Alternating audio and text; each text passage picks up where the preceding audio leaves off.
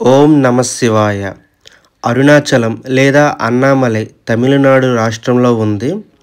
ఈ అరుణాచలం గుడి పూర్తిగా బయట నుంచి కాదు, పూర్తిగా చూడండి. ఎందుకంటే ఈ వీడియోలో పూర్తిగా కవర్ చేశాను. ఆ నిజరూపం, టెంపుల్ నమూనా కూడా అంతా కవర్ చేశాను. పూర్తిగా ఈ వీడియోని చూడండి, ఎక్కడ కూడా స్కిప్ చేయకుండా. అరుణాచలం గొప్పతనం ఏంటంటే, మనం అరుణాచలంలోకి ప్రవేశించాలంటే చాలామంది పెద్దలు కూడా చెప్తారు, మనకి అవకాశం అనేది మనం ఆ భగవంతుడే మనకి కల్పించాలి. మనం కావాలని వెళ్ళాలనుకుంటే అవ్వదు అని చెప్తారు. చూడండి, ఇది నమూనా, అరుణాచలం నమూనా. ఈ చరిత్ర గురించి చెప్పుకోవాలంటే, అరుణాచలం పంచభూత లింగ క్షేత్రాలలో ఒకటి. దక్షిణ భారతం అంటే సౌత్ ఇండియాలో వెలిసిన పంచలింగ క్షేత్రంలో అగ్నిభూతమునికి ఇది ప్రతీక. అరుణాచలం అనగా అరుణ ఎర్రని, అచలం అంటే కొండ, ఎర్రని కొండ అని తాత్పర్యం. చూడండి, శివపార్వతుల విగ్రహం. ఇది అరుణాచలంలో నిజంగా నాకు దొరికిన గొప్ప అవకాశంగా నేను అనుకుంటున్నాను. ఎందుకంటే మనం పూర్తిగా రికార్డ్ అయ్యింది.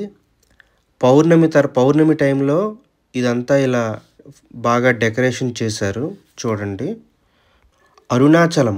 అరుణ అంటే పాపములను పరిహరించునది అని అర్థం. తమిళంలో తిరువణమలై అని అంటారు. తిరు అనగా శ్రీ, అన్నామలై అనగా పెద్ద కొండ అని విశ్లేషణ. ఇది చాలా గొప్ప పుణ్యక్షేత్రం. కాశీ, చిదంబరం, తిరువారూరు కంటే మిన్నయని భక్తులు విశ్వసిస్తారు. అరుణాచలం వేద పురాణాలలో కొనియాడిన క్షేత్రం.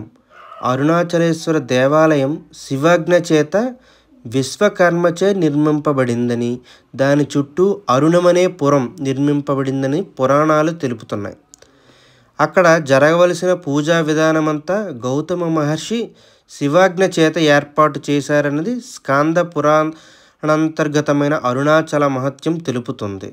ఈ కొండ శివుడిని పురాణాలు తెలుపుచుండటం చేత ఈ కొండకు తూర్పున గల అరుణాచలేశ్వరాలయం కంటే ఇక్కడ ఉన్న కొండకే ఎక్కువ ప్రాధాన్యత ఇవ్వబడుతుంది. చూడండి, వెనక కనిపించేదే ఆ కొండ. ఇది జ్యోతిర్లింగం అని చెప్పుకొనబడుతుంది. ఇది తేజోలింగం గనుక అగ్నిక్షేత్రం అని కూడా అంటారు. రమణాశ్రమానికి 2 కిలోమీటర్ల దూరం వెళ్ళిన తర్వాత కుడివైపుకి తిరిగి రోడ్డులో మధ్యలో వినాయకుడి గుడి వస్తుంది. అక్కడ నుండి కొండని చూస్తే మనకు నందిలాగా కనిపిస్తుంది. ఇక్కడ చుట్టూ, ఆ కొండ చుట్టూ కూడా గిరి ప్రదక్షిణ చేస్తారు. మొత్తం 14